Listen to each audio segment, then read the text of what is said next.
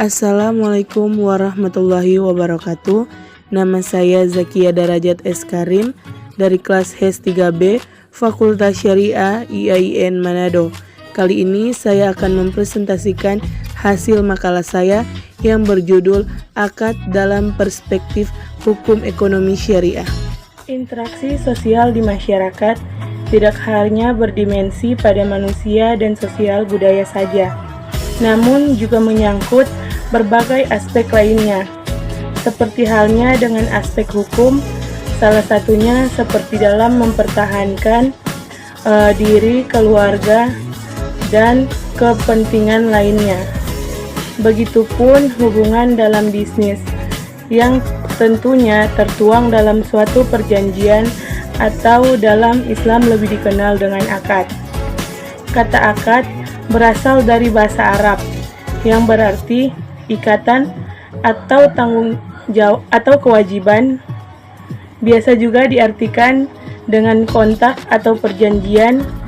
Yang dimaksud kata ini adalah mengadakan ikatan untuk persetujuan pada saat dua kelompok mengadakan perjanjian disebut akad, yakni ikatan memberi dan menerima bersama-sama dalam satu waktu kewajiban yang timbul akibat akad disebut ukut. Pengertian akad menurut bahasa sebagaimana yang kemukakan oleh Said Sabiq, akad berarti ikatan dan persetujuan. Akad menurut Hasbi Asyidik bahwa pengertian akad atau perikatan adalah mengumpulkan tepi atau ujung tali yang mengikat salah satunya dengan yang lain hingga bersambung, lalu keduanya menjadi sepotong benda. Akad juga satu sebab dari sebab-sebab yang ditetapkan syara yang karenanya timbullah beberapa hukum. Sedangkan definisi akad menurut istilah fuqaha dapat dirumuskan sebagai perikatan antara ijab dan kabul dengan cara yang dibenarkan. Syara yang menetapkan keridhaan kedua belah pihak berdasarkan perspektif hukum ekonomi syariah. Terdapat prinsip-prinsip dasar atau lebih kita kenal dengan sebuah asas dalam suatu akad. Yang pertama adalah asas suka sama suka atau al-taradi. Prinsip ini terdapat dalam Quran surat An-Nisa ayat 29. Al-taradi adalah kerelaan yang sebenarnya, bukan kerelaan yang bersifat semua. Dan seketika kerelaan ini harus diekspresikan dalam berbagai bentuk muamalah yang legal dan dapat dipertanggungjawabkan baik ketika akad itu berlangsung maupun sesudahnya. Yang kedua adalah asas-asas keadilan. Terdapat antara lain pada firman Allah dalam Quran surat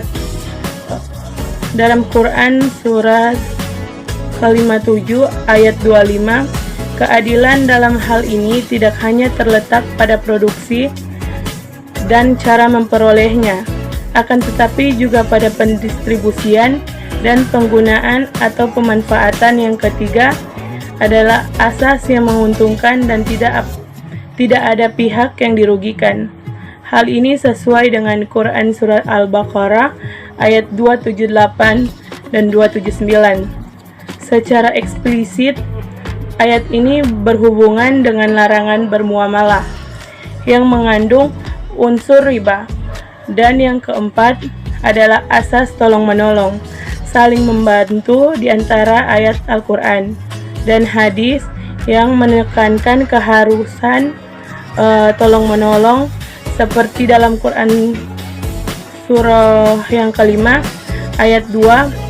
Berdasarkan ayat ini dapat dipahami bahwa dalam bermuamalah sesama manusia dianjurkan saling membantu dan tidak saling memeras atau mengeksploitasi, sedangkan Untuk bentuk akad dalam hukum ekonomi syariah terbagi menjadi dua bagian, yakni yang pertama akad tabaru adalah segala macam perjanjian yang menyangkut non-for transaction atau transaksi nirlaba.